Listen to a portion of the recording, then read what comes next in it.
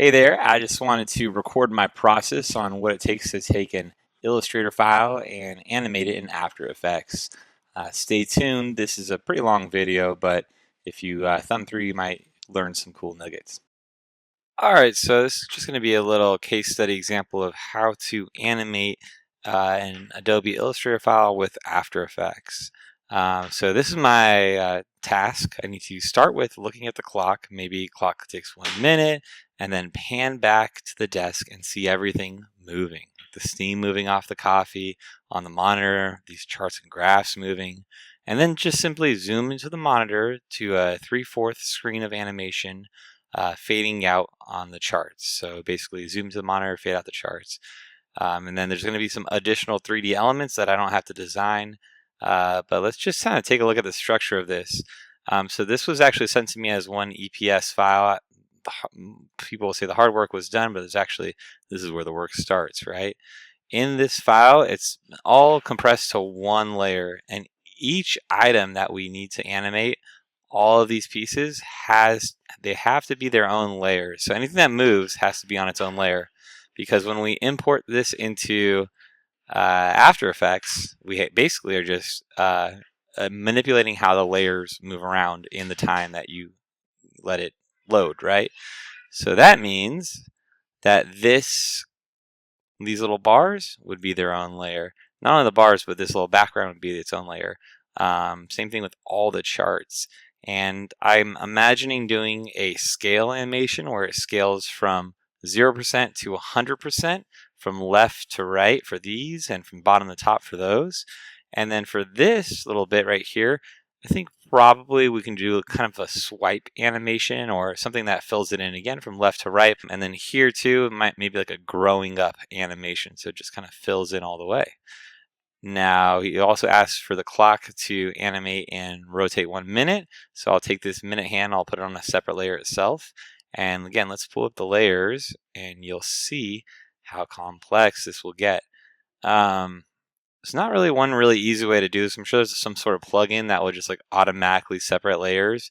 But we have one main layer, and these items on the inside of a layer cannot be manipulated. It's only the layers. So I'm counting 1, 2, 3, 4, 5, 6. Let's just say a million layers, or maybe like 30, right? That will probably get us going where we need to go, and I'll have to add in some more layers soon, right? Now, start simply with the background, or the background actually will stay right here on layer 1. I'm going to go from the bottom up and just pull each one of these items into its own layer just manually. And then you'll see how it's going to kerfuddle it. I don't even know that's a word, but it's going to basically just look wonky until we get everything laid out in their respective layers. So we're on layer 8. Layer 9, and notice that these are groups, right? So there's like multiple paths in these groups. So some of these layers additionally will have to be broken up into more layers. I'm specifically thinking about like the charts and the graphs. It's definitely going to require more layering. And also, it's really not easy to reference like something called layer 15. So I'm also going to go in manually and name these layers something relevant, at least the ones that I want to move around. And then lastly, this is the charts and graphs. Okay, and then there's still some weird stuff going on here. I'm going to add a couple layers. I'm going to put this charts and graphs layer above that. And then let's just move these guys into their own layers above that too. 1, 2. They're definitely affecting each other. There's some sort of opacity setting or overlay setting that's kind of controlling this. I think that looks right, except for each one of these had a little bit of a background on them that we lost. So I have to go. I'm gonna go dig around for that thing. I'll be right back. Maybe it's these. Let's see. No. I'll be right back. All right, so I have kind of locked down the culprits here. They were just hidden within this group. So I'm basically going to just take each one of these items and then separate it out onto its own layer. And of course, keeping the main charts and graphs above.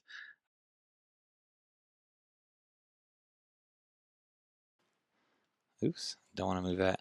Is that what's going on? Oh, that's what was going on. I had a white layer behind there that I didn't need. That was kind of making it hard to see the graphs. Okay, so back here, we're going to just take these right here and basically select them all individually so we can find them on our layer panel, and then we can work with them. It's a very tedious process, but if done right, it looks really good, and it's worth it. All right, so those charts are on their own group, which is cool. I want to have that as a separate thing. And we're going to escape that layer again. And it's gone.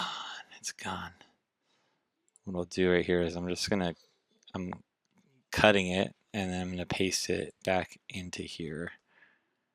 And it's actually, shoot, let me actually, when you copy and paste something, it just shifts, paste in place. It shifts from where it was, and you need to sometimes do a paste in place. It's just like a Shift Command V on the Mac, or you just drop down and click it because I can't remember all these things. And then this one right here, what is this one? If I hide that, you can see that it's just causing some obstruction of visual graphics. All right, now we've got that group on top. Let me make sure that's the whole thing though. I want to highlight all of this, and I'm hitting Command Option so I can just kind of highlight what's in front of me, versus if I just drag, it will drag the whole Illustrator artboard, and that's no fun. And we're just gonna group these guys together right here. So now we have this as a selected group. So you can kind of see how this, we're basically grouping all these things and we're putting them together. And I got to, again, escape the layer out of isolation mode. But I'm actually going to go back in there, copy it, and then I'm going to paste in place. Where was it? You know what? I have Camtasia going. I think it's messing around with my key bindings. All right, so we've pasted that one back into place. And you can see that it's kind of sitting there on top, along with this one sitting there on top, and this one also sitting there on top. The last thing we have right here is this little guy right here. All right, so I've gone to my layers, escaped them. I'm just going to cut them with Control X, and then I'm going to Control V into a blank layer here. Again, paste in place so I don't lose the positioning. All right, so now we've got all that. One other thing too is the coffee smoke. So there's a particle effect in After Effects that we can try, but we're gonna try doing. Make that a little bit more substantial. I'm gonna make that thicker so you can actually see the steam. Otherwise, it's just kind of a hint of steam. I'm going to try seeing if I can just animate this, and if not, I'll try the particle animate effect too, which you can basically start from here and have it just go up. Let's group that together. Actually, you know what? I'm going to have these as separate layers because just because I can control them individually. All right, so now we've got that one and that one together. And let's see if there's any other goodies that I can do. Maybe I can make the mouse move like that. Nah, that'd be a little, I don't know, it's too much. Oh yeah, the clock. I never separated this little minute handle into its own little bit. All right, so like this. And then I'm gonna X that out. And we're gonna paste it in place. I completely forget every time. All right, so now that's its own layer, but actually it's on its, here, let's have it on its own separate layer. Paste in place. Okay, so just to confirm this works well, see right there, we got two things kind of put together that shouldn't be put together. This little group has the background, which should be down here because it's not associated with these bars. I don't want the background to animate in with the bars. Okay, and then this one is its own layer. That's gonna animate in nicely. And they should also fade away together nicely too. So let me just make sure that that and that, okay, that's all good. All right, so now I'm going to save this. First of all, it's CMYK. Anything on a screen needs to be RGB, so you change the document color mode right there. And then I'm going to save this as an Adobe Illustrator file, not an EPS file. That way you can manipulate it with After Effects. Let me just save it to my folder for the client, Service Max. Okay. Now we've done a lot of layer separation, and I haven't gone and named all these, so I'm going to pause the recording and do all that grunt work right now so you don't have to witness that boring stuff. All right, so now I've basically kind of painstakingly went through and edited pretty much every single thing in here to have its own layer name. And I did a little bit of cleanup too while I paused the recording, so it kind of makes sense and holds together well. Now I'm going to save it one more time. All the layers are going to be saved. And we're going to go into After Effects. Now let me I just have it in my really big monitor, but as you can see, it's really big. But now I'm going to just make it this size.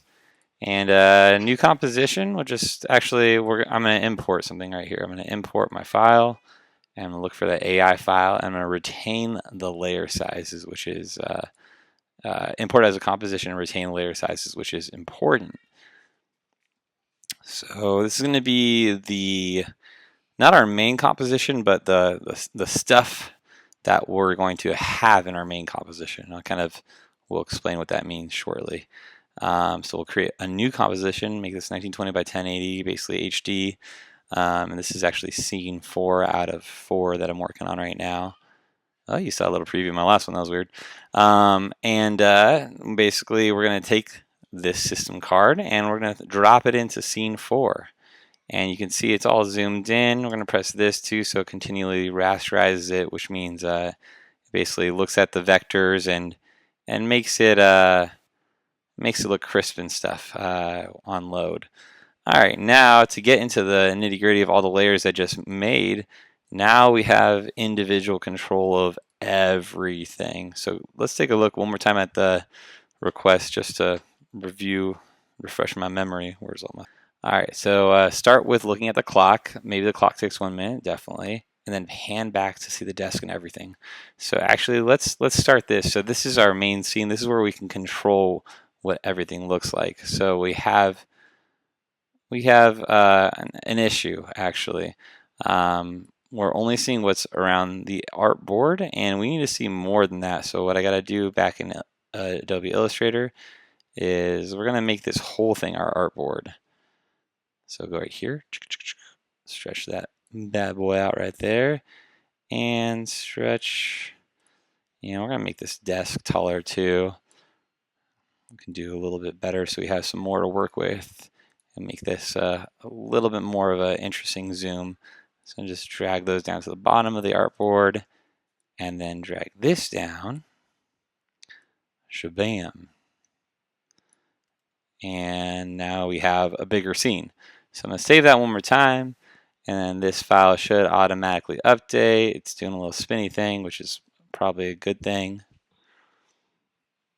Let's see, and I can also just re-import it if it doesn't do exactly what I want it to do. But let's see, can I also reload footage?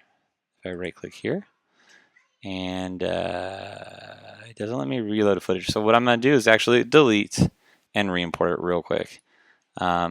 So we make sure that we have the latest and greatest. I'm also going to delete that too, but before I do that, let me just go like here, delete that, delete all those extra things, import file, and we're going back to here, and I'm going to retain the layer sizes. Okay, once that clicks in, we will be able to have a little bit more control over the scene.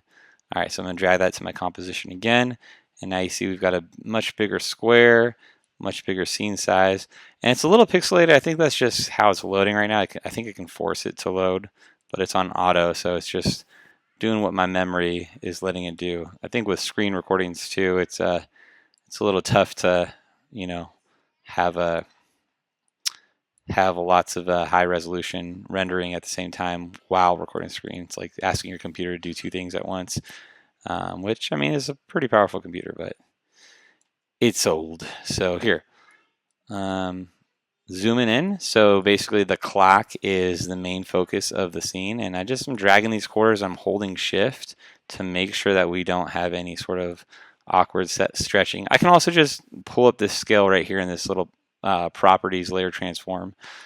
Is that centered enough? Is that big enough? I just we're being as big as possible. Okay, so that's second one, and then these compositions should actually be max 15 seconds. I don't think it needs to be longer than that, but just for the heck of it, we're just going to make this 15 seconds, so it goes all the way to the end. And why? Oh, and then we have to also make this thing 15 seconds. So I'm gonna click into here, adjust my composition settings here, and make this 15 seconds. The base 60 frames per second. And then what I'll also do is also drag these to the end since I've extended the composition. Those weren't there before, so now they are. All right, and now I can do that to make sure the whole composition is 15 seconds. Okay, now we're just eyeballing this now, but I would say 2 seconds is enough to position and scale this. So I click down here to open my transforms, and now I'm clicking position and scale to create two keyframes right here at 1 second, and then at 0 seconds, and then at 2 seconds, I'm just going to add another keyframe. So this is what's going to happen in 2 seconds. It's going to scale down like that. And then it's going to show, we're going to show the whole desk. We're going back. Maybe even more. So now it's at 75% or ish of what the original thing was. Excuse me. All right, so now we've got the whole screen. And the next thing is we're going to zoom into the charts and graphs. But first, we just want to let it chill at like 2 seconds for a little bit. We're going to do a half a second or 30 frames.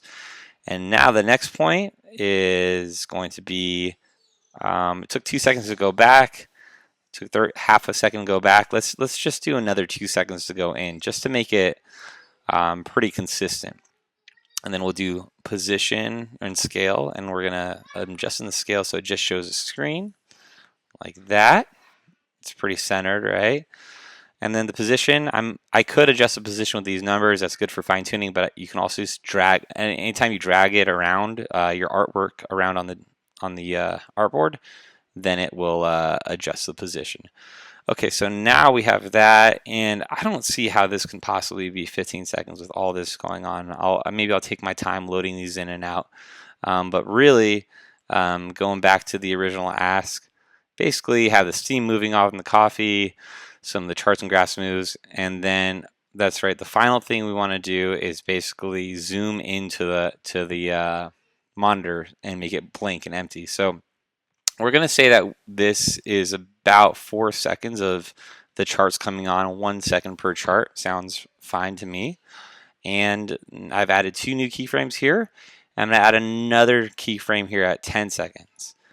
And at 10 seconds, this is going to be the zoom in point. Now we're going to imagine the charts kind of fading away and just the monitors showing right here. And that's going to be a nice little slow zoom from 8.5 to 10 seconds, just kind of going in like that. And that's going to be after the fact of the charts fading away. And then, you know what, we're going to cut this comp at 12 seconds because I don't think it needs to be any longer than that. Otherwise, it's just, it's like, what are you doing? Like, we're just looking at an empty computer screen, right? So here we go.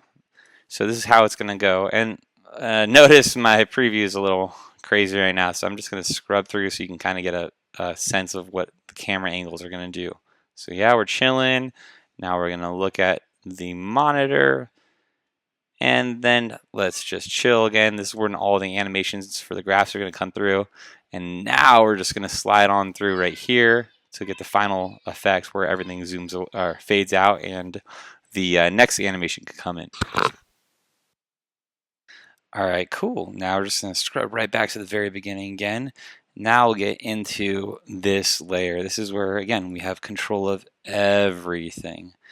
And there's a hotkey to deselect all those. I don't know what that is.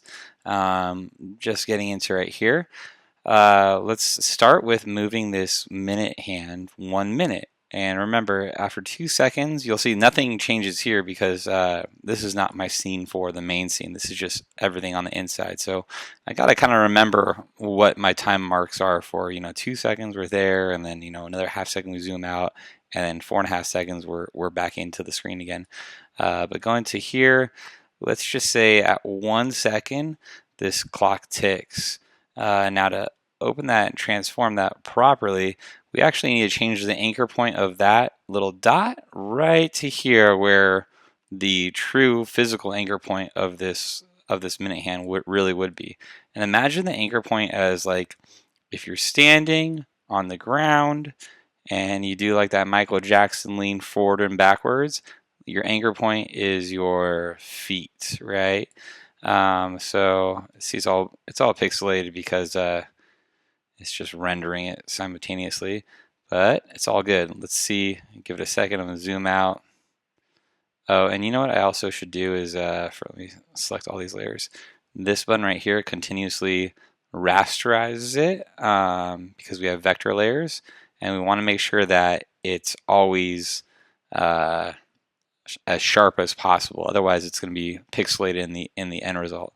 So I've set the anchor point, and now I can actually do a rotation. That's where it's going to rotate from the anchor point from 1 second to 2, right at the end of this zoom in. And let's just slowly, yeah, that's about a minute. I don't want to go like too crazy, and like we're not like on Jupiter or whatever, or Venus, where time goes by super fast. So we got like a little subtle, very subtle, but it's there, right? Just to confirm, let's look at this right here. So see this going. Man, I wish that looked a little bit cleaner, but it's, recording with Camtasia and recording with and doing After Effects really takes a toll on the memory. But yeah, you can see that adaptive resolution there. It looks a little bit sharper. And then yeah, you can see it kind of click in, but actually it kind of clicks in after we've kind of zoomed out. So let's just start this like right after 1 second. And these keyframes by default are linear. So what I need to do is let's just ease it. Even though I'm sure clocks move linearly, this will have just a little bit of a smoother motion to it. So it'll look a little bit less robotic, right? So we've moved the minute hand half a minute, and you'll also notice after we move it, the position is still not the greatest. So let me just make sure that's super dead centered on that, and it should look better. Okay, so we've got a minute. Okay, now the next part, again refreshing my memory. Pan back to for the desk. See everything. Steam is moving off of the coffee. So that's definitely part of the next part right here. We're gonna just zoom out here, look at this steam. Now imagine this, like you have a left and right steam right here. I can imagine it kind of going like that and also getting longer and also fading away and doing that kind of on a loop, right? So there's expressions that we can write, but I'm just going to do this manually, and then I'm going to copy my keyframes.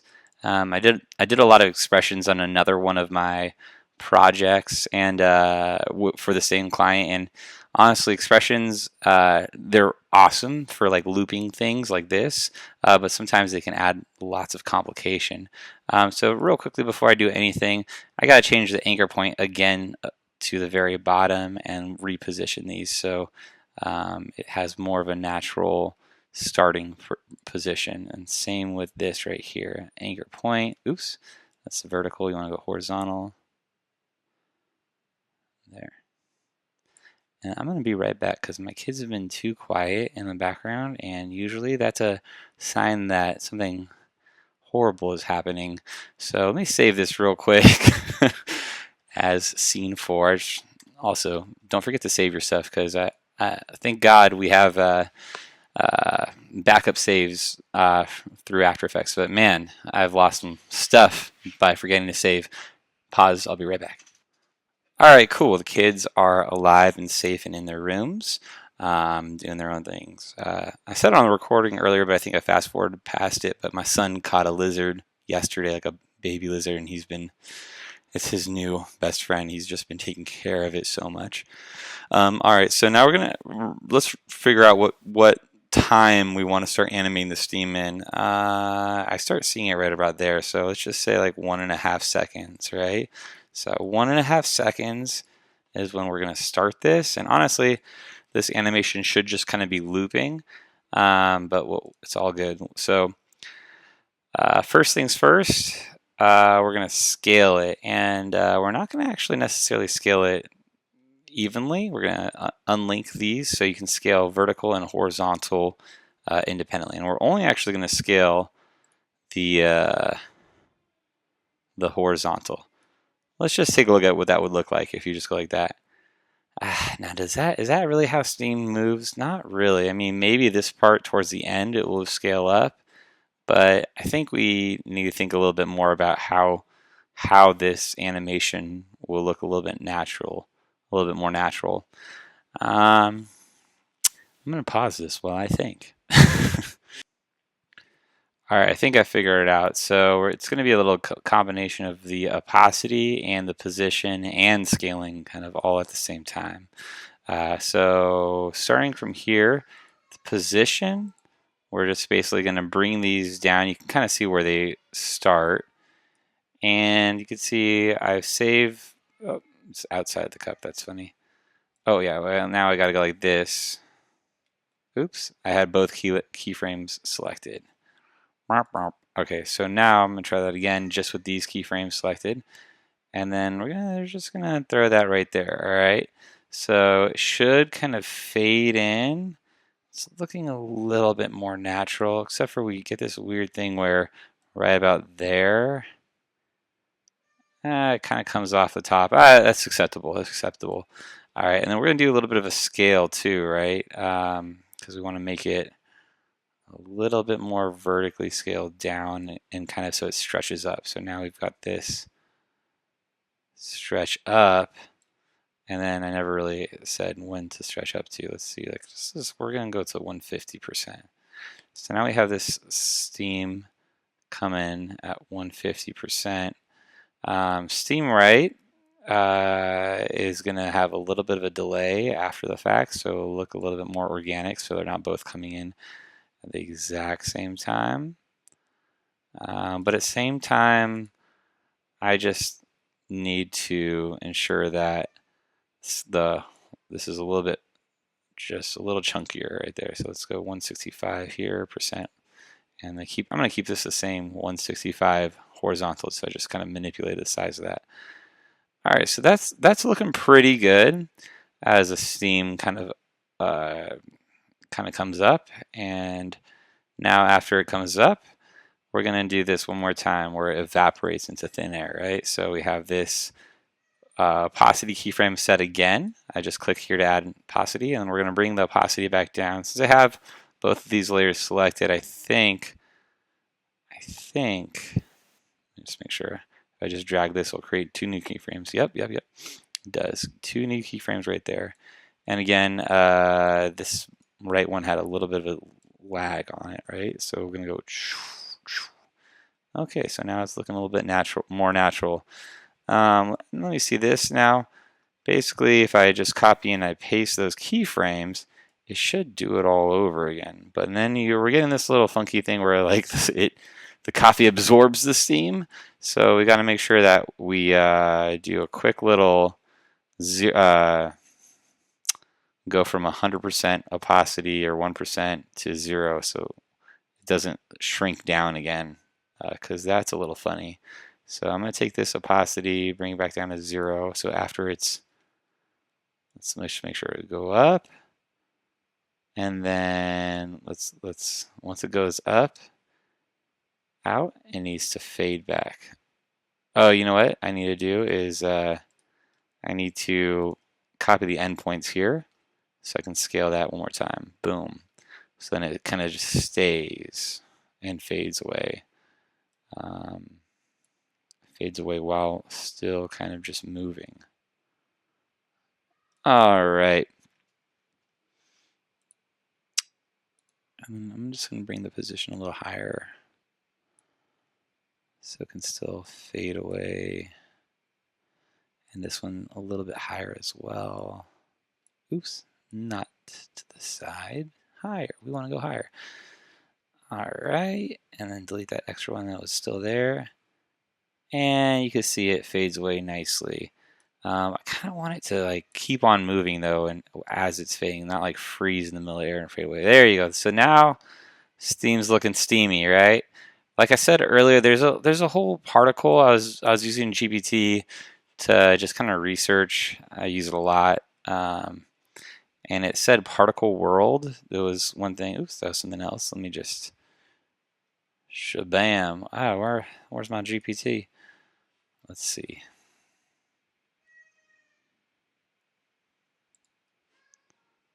Here we go. All right, so I was using. I copied my instructions here just for help, and I didn't even look at anything it said right here. But there was a little bit of particle effects. So use the particle world effects, tweak the opacity, size, and movement to resemble steam. All right, so I'm just going to pull that up just to see what that is real quick. So I clicked into my effects and presets, and I'm going to go particle, CC particle world.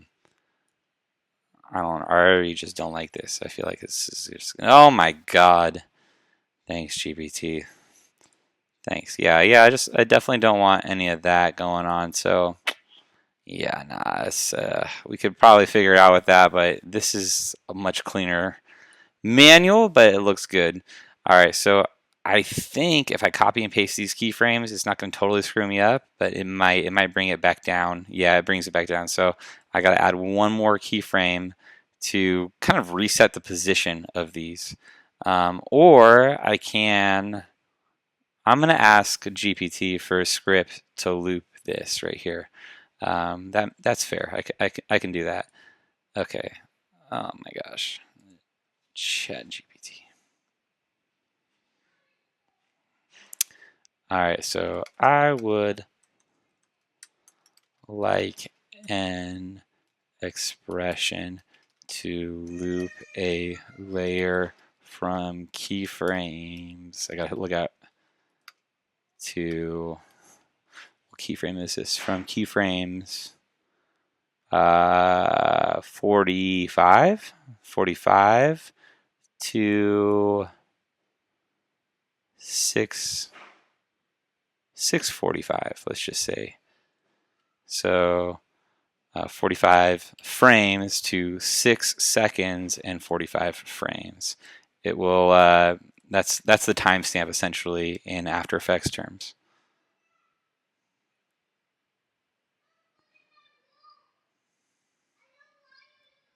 All right, now it's gonna let it do its magic. I know how to write some JavaScript, but you know, let's just let AI do all the hard work right here. So basically, where would I loop this in? How do I apply this? Kind of, there are multiple transforms happening to the layer, and I want to transform sorry, I want to loop the entire layer. Sometimes it's just hard to figure out what you want to say to the AI, but we can do this. We can do this. Loop the entire layer, blah, blah, blah, blah. Okay, so pre-compose the layer and loop. So we can do that. All right. And yeah, so it's a time remap. Okay, so what we're going to do is I'm going to split this layer right here at the end of the animation.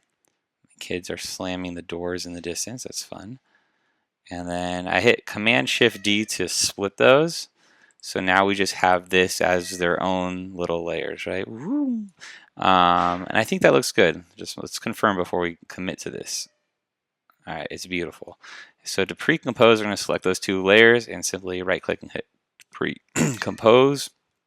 Steamy. All right, we got all that. I think I just hit OK, I'm pretty sure. Okay, so steamy goes like this. Oh wait, 1 second. 645. Recompose. I forgot to set the length. Does it matter? It doesn't matter. It doesn't like the list to listen. Anyways, so we got the copy of that. So apply Alt-click Option. Let's do time remapping. Hey guys, can you stop doors?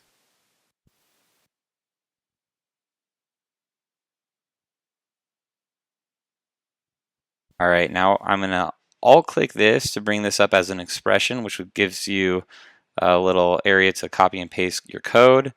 And then we're just going to hit play and just see if it loops and loops. He's closing the door and slamming it? Yeah. Oh, man. Okay, well, tell him that's not okay, all right?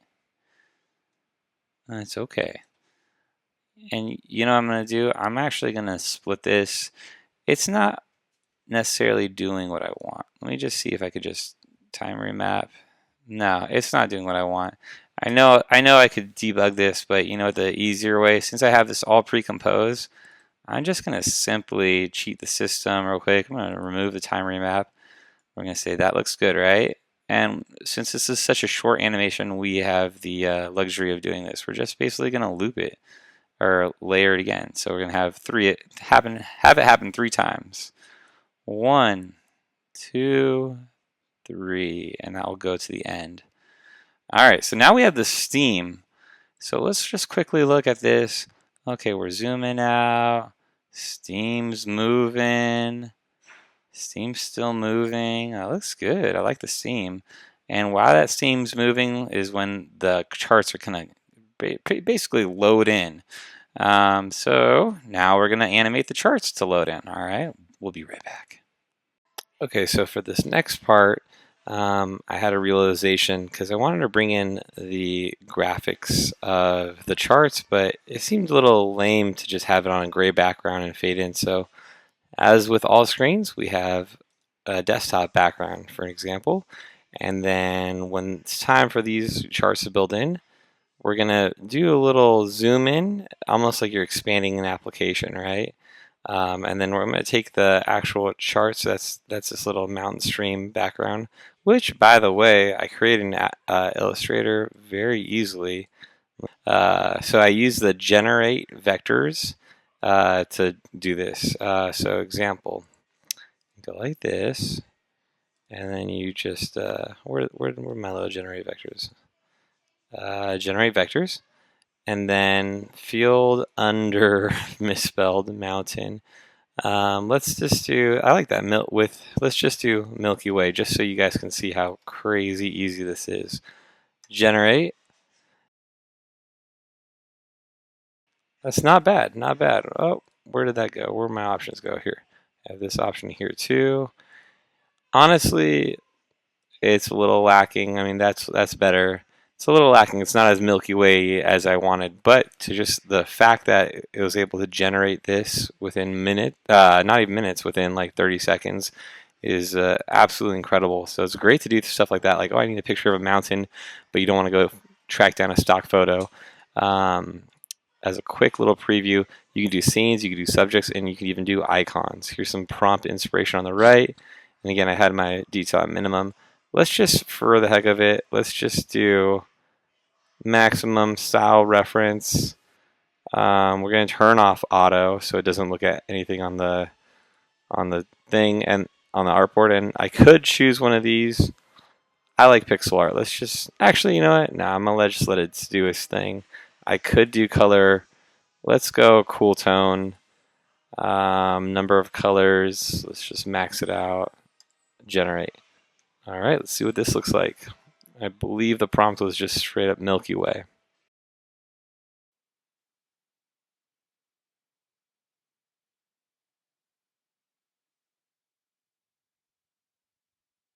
All right, going back to here, so I'm going to take our charts and I'm going to basically take the opacity for each one of them. And as soon as that fades in and that pops up, is going to be the starting point. So right here is going to be the starting point. And then another keyframe. And then let's go back here. I'll change all of our keyframes to the back one, the previous one, sorry. And then as you can see, they fade in. That's nice, but that's not quite what the ask was. We need each one of these things to kind of wipe in and scale properly so it looks right. All right, so I adjusted the timing too so it matches the composition movement on the main scene. As you can see, we've got it zoom in, and then that desktop background fades out, and then here are the charts. Now they'll fade in, and we'll just do a little bit more than just the fade in. We'll scale them in too. I could take each one of these bars and make it come in piece by piece, but that would literally take like 6 hours, a very long time. So what I'm going to do right here is start with the top left, and honestly, like the achievement, I mean the scaling, the effect will look awesome as is like this. All right, and again, we want to scale just the left horizontally. One more thing that we have right here, this is an extra little thing I downloaded a long time ago called Animation Composer. This helps with a lot of entrances and exits. It also has this anchor point mover. I could adjust the anchor point here, but actually, as you can see, so if I adjust the anchor point here, it's going to move that whole chart. With what Animation Composer's anchor point mover does, which is really awesome, is you can just click this and it will move your anchor point to one of these corners, and it will not move the layer that you're touching and affecting. So I, again, set the anchor point to the left because I want it to expand out from the left. Let's go here to the first part, and we're going to make sure that the horizontal expansion is at 0. So I'm just going to hit 0, and it was already at 100% there, so you can see that kind of pops in like that. One more thing to just make it look a little bit more smooth. We're just going to ease these frames, and we'll do the same here. So top right chart, position, again I'm going to anchor point that right here and match it up with my opacity there, and go to 0. Oops, I keep on forgetting left and right. Alright, so we go here, and then it's gonna, oh, what's going on there? Oops, I don't want to do a position, I'm sorry. I want to do scale. So you're gonna click scale, and again, take that from 0% all the way to, oh, now it's lost my anchor point. Let's go back. Okay, take this back to 0%, and then it's going to scale itself all the way to 100% like that. That's pretty cool, but you know what, actually I kind of want to do it the other way. So instead of 0 there, I want to do 0 here. So I start from the bottom, and then I'll do this too. I'm going to put the anchor point right there on the bottom corner, why not? Alright, so 0 right here, and then once we go here, it's going to go up. So it looks like it kind of builds up. I think that looks solid. Alright, so the next one below, again, I'm going to start at the 0% for the opacity, hit the scale, and this one is definitely a left to right, so I'm going to make another keyframe there at the end, and then bring this back down to 0. Oops, I keep on forgetting to change the anchor point. Go 0 again. Alright, and then you can see it kind of zooms in, which is acceptable. I could just do a gradual build in, like I said, but that would take a really long time. And it just kind of depends on what you're trying to go for. I'm pretty sure that this is going to be more than sufficient as far as stylization goes that the client requests. All right, and then, but we can always make edits if they want to change it later, so it's not a problem really. And then unlink that. I'm gonna hit the anchor point one more time back there. Actually, we'll go from the bottom on this one, and then take the vertical scale 0 to 100. As you can see, that slowly fades in. See, they got that nice little coffee fade out going as well. Was it fading out? Now I'm looking at the coffee seam. Sometimes the render takes a while. Oh, well, that's the end of the composition right there, so it's fine. All right, so again, I'm going to just easy ease all these, make sure the other ones are eased as well. 1, 2, 3, 4. And now I feel like we just finished almost everything. The last part of the animation was to basically zoom in after everything's loaded in and have it fade away. So I'm going to fade away right here, 9.5 seconds or 9:28. Why not? Let's just make it exactly 9.5. So 9 seconds, 30 frames. And then for all of them at the same time, we're going to shift click so we can just do this with one click. And we're going to go to 11 seconds right between 10 and 12. And then click this again. And that's going to add more keyframes there for everything. And we're going to hit 0. And can't forget the chart background too, which is this layer down. Where is that chart background? It's right here. So I'm going to expand the opacity for that. I could also hit O to open opacity, but I just like doing things the hard way, I guess. Let's go back here. And I'm going to match it so it fades out with the rest. I'm going to make sure I click this thing to navigate the layer above it. And then I'll add another keyframe. Let's change these to easy ease. And then change that last opacity to 0. So now this should give a nice blank space on the computer screen for the next person. They have a 3D animation coming in after this. So basically, the scene 4, at the end of scene 4, it just goes to blank per the original request. And you can see that the next thing come in, and which will play over this. Last little bit right here, I'm noticing that this shadow doesn't really look like a shadow. I think it's because the layer is not quite doing what we want. So unfortunately, I have that baked into the same layer. Let me just see if I can separate that out in the original. So click here to see what kind of effect they're using to blend it. I can even hit this transparency to multiply. Excuse me. So what we're going to do is actually make it, yeah, so what happens is it becomes normal. So we'll do normal, but I'm going to take it out of that layer. And you know what? I'm just gonna add it to its new document, because I think if I add another layer, it might throw things off in that file. So what I'm going to do is bring that shadow in there. I'm going to set the artboard to the max of that, delete the bigger artboard. And we're going to bring the shadow in as its own element, its own layer essentially. And then we'll set the blend mode to multiply. Okay, so shadow. Here we go. All right, going back to After Effects. So this screen beauty should update. Hold on, let me make sure I save the other one, because it should update to remove the shadow on this. All right, so after some tweaking, and I think we just had to let it load a little bit, the shadow is gone. And then we're just going to import one more Illustrator file, which is that shadow, and we'll set that behind the monitor as a multiply layer.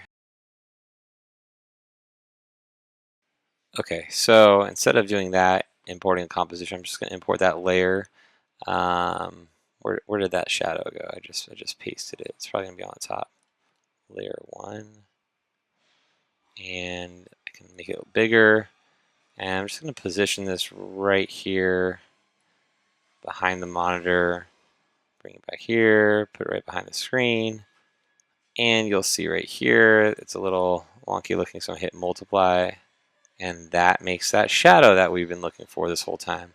All right, so this adds a little bit more dimension, you know, looks awesome. And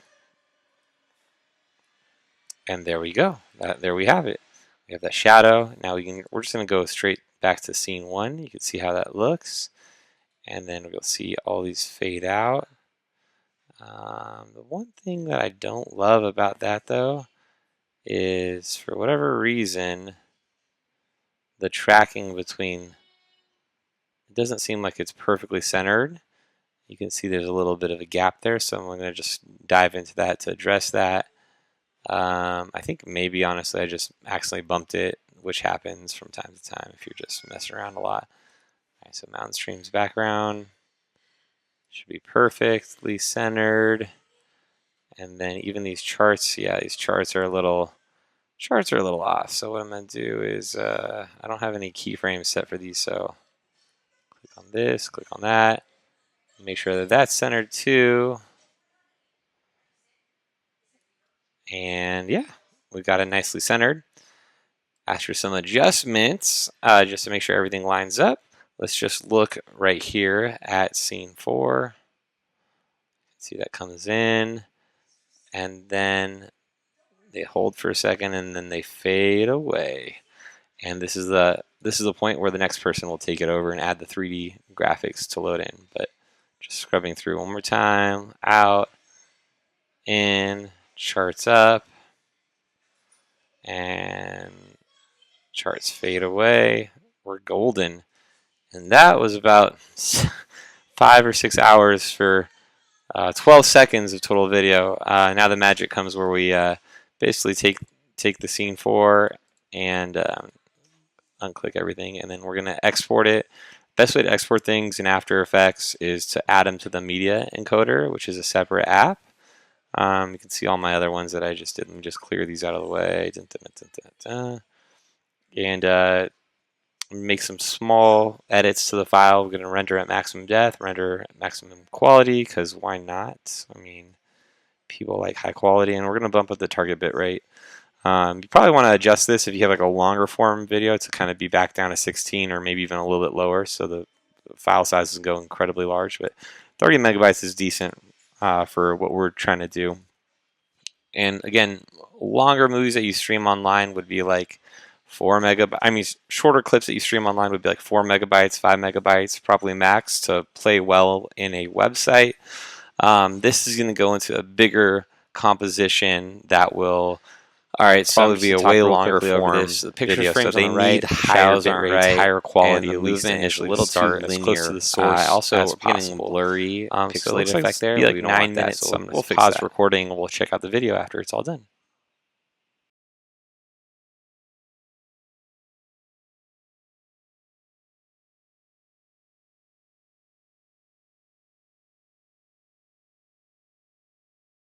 All right, so I found the culprit, which was making it a little pixelated. This button wasn't checked right there, and also kind of smooth out these animations. I got also, let's just do an easy ease on these, right? So as you see that, now it's going to be a little bit of a smoother transition, and even then, I want to make these times a little bit less, a little bit more time for it to kind of chill, so people don't have to zoom in and out too fast, right? What's the rush here? As you can see here, going into the screen, it's about the perfect time for it to start up. We can even keep this motion going forward while that expand starts. So that way it just looks a little bit more dynamic.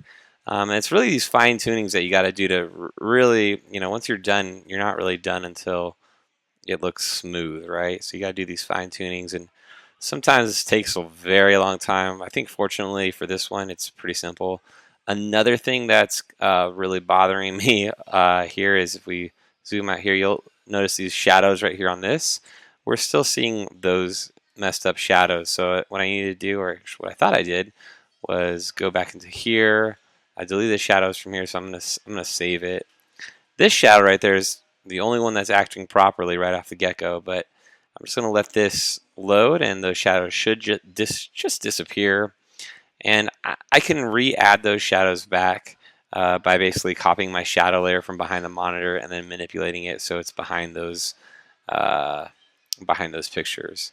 But it just takes a second for all that to kind of kick in from the original file. We'll give it a minute. All right, now that those shadows have gone away, basically just going to make this smaller, and you know it's a little too visible. So what I'm going to do is not that. I don't know what just happened. I'm going to hit opacity, and I don't need to even track it over time. I just want to make it a little bit lighter. So now we have that subtle shadow. So I'm going to paste that one more time. Copy this, paste it, and I'm going to bring the next one up here. Alright, so now we have shadows that don't look gray and weird. I think it's pretty solid. Alright, so now do one more export off the main scene, and then we'll review that one more time. Alright, so we've got scene 4. I'm going to click render at maximum quality and depth, and bump up that bit rate one more time to the maximum that it can do. By the way, these formats, this is the most space-saving format with highest quality, H265 HEVC. But lots of these, like Apple ProRes, a lot of these are super high quality, which, I mean, honestly, unless you have like amazing robot eyes, it's going to look pretty much the same. You only want to use the maximum quality if you're doing like some sort of Hollywood production and somebody needs. All right, here we have it. Close to the source as possible, which I said earlier. Smooth looking. I'm gonna have it play for right now. This is fine. But you can see that's not pixelated anymore because that makes everything is just way longer than it needs to be. Better transitions. Once it hits pause, going in and going out, and basically having those screens come in. Yeah, so that's a short look in the day of an animator and basically animating one scene. So this is 1 out of 4. I got some pretty cool takeaways from the first scene I did, which was a warehouse with a forklift that kind of came in and out. And I can kind of show some of the cool little expressions that I use. I use a lot of JavaScript on that one because basically I had a forklift come and pick up some boxes and move them around, and on that forklift we had tires that were going forward and backward appropriately. We had a reverse light, we had a blinking light at the top, and everything had kind of lots of automations in that one. So that's what you're seeing right over here.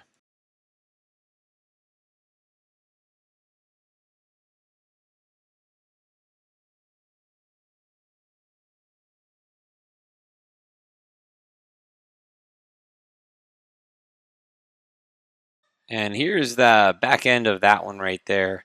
You can see these red items are things that are controlled with expressions.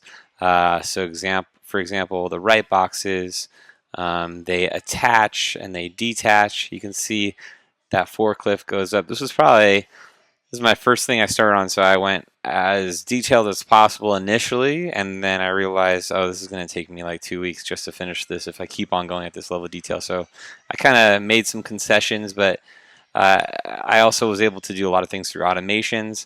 You'll notice too, like when the tractor reverses, you can see that backlight behind it glows like we're going backwards.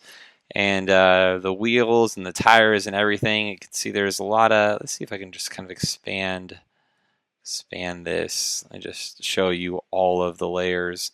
Lots of layers, and again, this came from an Illustrator file, so each one of those layers had to be separated into their own things, from the clouds in the background to the birds that fly around to all the boxes. And you can see there's various effects like glowing and this glow radius. I pulled all these from all this code from GPT. I wish I could kind of just show more. Hold on, let me just. How do I make this so it's just extremely visible? Here, can I just pull it out into its own window? Yes, I can. All right, so that's the best way to show. All right, so this is the best way to show these layers. It's just kind of expanded out into its own window now. It's kind of a headache to look at, but you could see all these different items. Some things had to be linearly eased versus, easy ease. And each one of these little expressions right here had the specific keyframes that they started on and detached on, and basically this is all code that I was able to extract or make using GPT. Does great at writing JavaScript, which is at exactly what After Effects takes. Even this, like this forklift layer B, that's the top light, I believe. Basically, I'm asking it to blink and loop every 3 seconds from a bright red to a dark red. Lots of this required troubleshooting and debugging. Rarely was the initial copy and paste from GPT the one I needed, but with enough back and forth with the AI gods, I was able to kind of get where I need. Probably the most frustrating part of this one was these left boxes and making these left boxes stick to the forklift. And you'll see what I mean by that. As it picks up, it has a nice little pop-up animation, which is pretty sweet. Each one of these boxes are separate, and they low memory warning, and they kind of rotate in. I don't know if you saw that, but when it picks it up, it's like there's a little bit of physics at play right there. And then, as you can see right here, it attaches right there at the forklift through an expression. So the height is controlled, but for whatever reason, the right and left wasn't controlled. So I had to manually adjust the anchor points so that box kind of stayed on the forklift because it was just flying into space every time the forklift moved. And for whatever reason, the right box acted a little bit nicer. And this is a 3D printer machine. Same thing. I had to kind of just basically really baby the keyframes to make sure that it looks right. But same sort of effect where the things fade out and another thing plays in this open blank space. But yeah, this project was definitely a lot of fun. There are two other things that I made. There's an outdoor scene and one more office scene with a computer. And yeah, it was a little bit of a learning curve for me with the expressions in GPT. Normally, I just kind of manually hand animate everything, but this was yeah, this is definitely the more efficient way. I mean, even the lights on the top of this, I don't know if you can't really notice because it's all pixelated, but that's all controlled by code and expressions and the way that these little arms in the 3D printer move. That's also the end. I'm like clapping for all of us. that was Probably got a controlled couple more by videos that JavaScript I'll too, throw up so here soon. fun stuff. Because this is Hope fun to whoever watch for my watched this process. liked Also it, kind of helped and me keep on congratulations track for getting like an while I hour was into doing my my video. work, because I just did a lot of this live. And I got some cool things where I'm bridging the gap between AI like Midjourney and traditional design tools like Photoshop. Even though you can do Photoshop, you can do AI within Photoshop and Illustrator, as I mentioned earlier in this video. But yeah, I got some other cool projects I'm working on. Trying to figure out what I should share. In the meantime, we'll see you next time or something. I don't know how to end this, but I'm just gonna stop talking now.